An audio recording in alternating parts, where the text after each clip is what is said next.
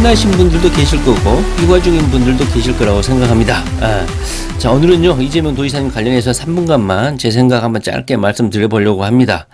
자, 지난 영상에 제가 이상한 영상을 하나 올렸죠. 바로 중앙대 의대생이죠. 손정민 군이라고 해야겠죠. 사망사건과 관련한 영상입니다. 뭐 이 사건하고 관심이 없으신 분들이 많을 거예요. 이 사건이 뭔지도 모르고. 그런데 국민청원에 52만 명이 육박한 초대형 사건입니다. 그만큼 전 국민들의 관심사이기도 하고 이것이 어영부영 끝나서 속상하신 분들도 많을 거라고 생각합니다. 저는 정치권이 이 사건을 모를 거라고는 생각하지 않아요. 그런데 제가 이 사건과 관련해서 이재명 도지사가 현재 더불어민주당의 강력한 대권 후보로서 어떤 입장을 표명해야 되지 않을까 하는 생각을 가지고 있습니다. 그것을 왜 이재명에게 표명해야 되냐 이렇게 의아하신 분들도 있는데요. 제가 뭐 정치에 관심을 가진 이유가 뭡니까? 대한민국을 좀 개선해보고 좀 더 발전되고 투명하고 선진국다운 국가를 만들기 위해서가 아닙니까? 그런데 이 사건을 보면서 저는 참으로 공포스럽고 무섭다. 제대로 해결되지 않구나 이런 생각이 좀 들었어요. 자, 일단은요, 어제 뭐, 이재명 도지사가, 오늘이죠, 재난지원금 3차 지급과 관련해서 12% 배제된 경기도민들에게도, 전 경기도민에게 재난지원금을 제3차 경기도 기본소득이라고, 재난기본소득이라고 명칭까지 바꿔가지고, 자신의 소신을 이렇게 실행하고 있습니다. 자, 이것만 보더라도 정치권 외부에서, 그 다음에 경제 후보들이 이재명 너는 정부에서 그렇게 심사숙고해서 결정한 건데 니만 꼭꼭 그렇게 튈 거냐 이렇게 비난도 많았지만 이재명 도지사는 꾸준하게 이 재난기본소득의 장단점 이거에 대한 이점을 알고 있기 때문에 이런 공격에도 불구하고 자신의 소신을 이렇게 펼치고 있는 것 같아요. 그리고 뭐 정경심 재판과 관련해서도 경제 후보들이 어떤 입장을 표명했습니까? 뭐 가혹하다, 과도하다, 뭐 심장이 뭐 찢어진다 이런 식으로 뭐 이낙연, 추미애, 뭐 정세균 이런 애들은 친문 세력들의 이런 지지를 무시할 수 없기 때문에 발을 담그고 또는 직접 그 친문의 바다에 빠져가지고 호우적거리면서 이런 2심까지 판결난 이 재판에 대해서 비난도 하고 이런 입장이었어요. 저는 이재명 도지사가 물론 충분히 이해합니다. 그래서 제가 오늘 말씀드리려고 하는 게 바로 이거예요. 이재명도 대통령이 돼야지 자신의 의지를 자신의 어떤 공명정대함, 상식, 정치적 야망 이것을 펼칠 수 있지 않겠습니까? 그래서 제가 현재까지는 이재명 도지사에 대해서 참고 있습니다. 이재명 도지사가 한강의대생 사망사건이든 뭐든 이렇게 침묵하고 그다음에 이 정경심 사건 조국 재판에 대해서도 언론적인 입장 이재명 도지사는 뭐라고 했습니까? 이 정경심 재판 그 자체에 대해서는 말을 하지는 않았어요. 그리고 직접 자신이 의사 표현도 하지 않고 인터뷰도 하지 않았어요. 대변인을 통해서 뭐라고 했냐면 안타깝다. 뭐 검찰 개혁의 필요성이 더 돋보이는 사건이다. 마녀사냥이다. 무리한 수사다. 12.12 사건 때보다 더 많은 검사를 투입하고 70번 걸친 압수수색을 했나 해가지고 그 대량 투입에 비해서는 초라한 결과다 이런 식으로 검찰 개혁 측면에서 접근했어요.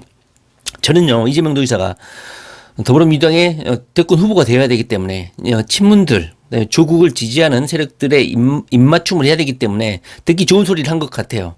이재명 도지사가 이렇게 표현하면 원래 안 돼. 1심, 2심 물론 대법원에서 무죄가 선고될 수 있기 때문에 입장 표명이 조심스러운 것은 알겠지만 현재 이 사건은 대한민국 입시 제도를 비롯해서 엄청난 그 자본시장을 어지럽히는 판결문에도 나와 있지 않습니까? 중대한 범죄야. 이재명 성깔 입장에서는 이것을 옹호하면 절대 안 되는 사건이다. 60만 명, 그 다음에 이 입시생들 모두들 열심히 하는데 이런 비정상적인 위조, 평가장 위조 이런 것 때문에 이렇게 하는 게 뭐 별다른 사건이 아닙니까? 전 중대한 사건이라고 봐요. 이재명 도지사가 대권 후보가 되기 전까지는 상당히 말을 아끼고 있다 이런 생각이 듭니다. 자, 아까 제가 한강의대생 사건 관련해서 말씀드리다 말았는데요. 현재 이 사건은 제가 보기에는 장하성 현재 문재인 초대 비서실장이 있었죠. 2018년도까지 현재 중국 정권대사로 있고요. 다시 말을 하면 현재 중국 정권대사 제가 영상에도 붙였지만 이 장하성과 친척관계로 알려져 있는 서울경찰청장이죠. 장하연이가 2017년도에 문재인 국정상황실에서 재직을 했고요.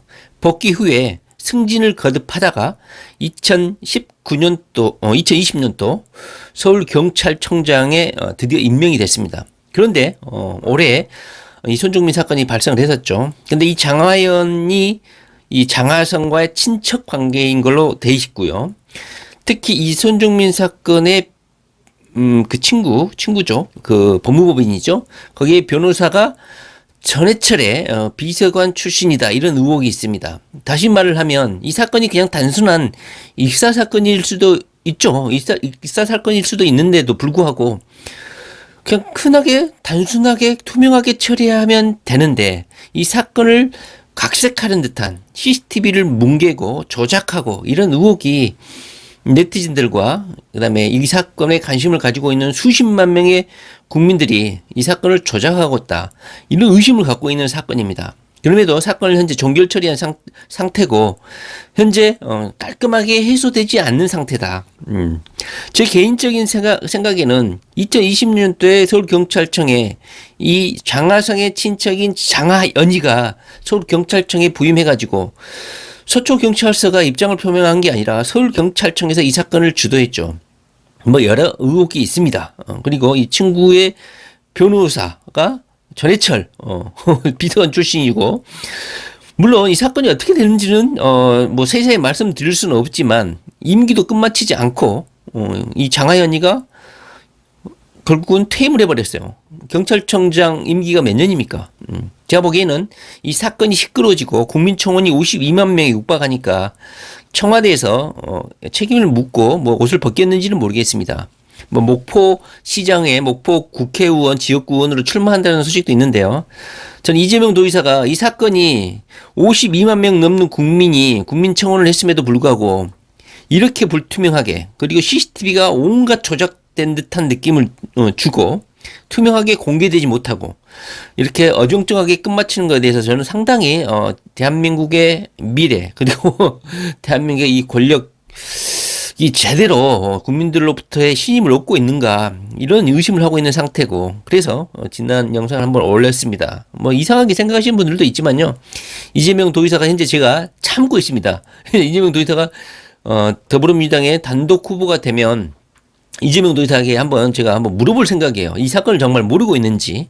이 사건은 대한민국의 정체성 또는 현재 중앙대 유학생들이 중국인들이 엄청나게 많다고 합니다. 특히 의대생 같은 경우는 중국 유학생을 받고 있어요. 그래서 이 사건이 중국이라든가 권력층, 경찰 수뇌부들의 자녀들, 이들과의 또 연관성이 있지 않느냐 하는 의혹이 파다하게 있습니다. 그래서 이 사건 현재 문재인 정부가 덮고 있다, 이런 현재 의혹이 상당히 큰 상황이에요. 저는 이재명 도지사가 더불어민주당 단독 후보가 되면 한번 물을 생각이에요. 이재명 도지사의 입장은 뭔지, 모르고 있는 것인지, 외면하고 있는 것인지.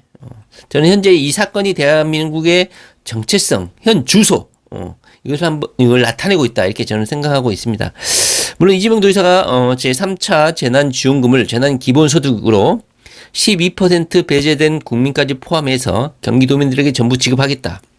그리고 검찰 수사, 조국 부인 관련한 수사에 대해서도 직접적으로 사건에 대해서 언급하지 않았지만 검찰 개혁으로 이렇게 곁두리를 쳤지만 이재명답지 않는 입장 표명이다, 저는 그렇게 생각하거든요. 물론 제가 현재 이재명 도지사에게 이렇게 명확하게 말씀 못 드리는 이유는 대법원에서 또 무죄 나올 수도 있잖아, 이재명 사건처럼. 그리고 이 입시 체제, 이 문제라든가 그다음에 자본시장을 교란하는 게 뭐 12.12 사태하고 비교해서 뭐 작은 사건입니까? 이런 억지 비교는 이재명답지 못한 비교야. 물론 대변인 입장 표명하고 이재명 도지사는 쏙 빠지긴 했지만 이재명답지 못하다, 저는 그렇게 생각해요. 저는 현재 이재명 도지사가 참고 있다고 생각해요. 왜냐하면 더불어민주당의 단독 선거 후보로 선출되기 위해서는 친문 세력들의 지지를 얻어야 되고 압도적으로 당선돼야지 단독 후보가 될 수 있거든요. 그래서 현재까지는 자제하고 있다. 이 사건도 외면하고 있고, 그다음에 문재인 정부에 대해서 듣기 좋은 소리 하고 있다. 현재까지 이렇게 하지만 후보가 되면 할 말 하겠습니다.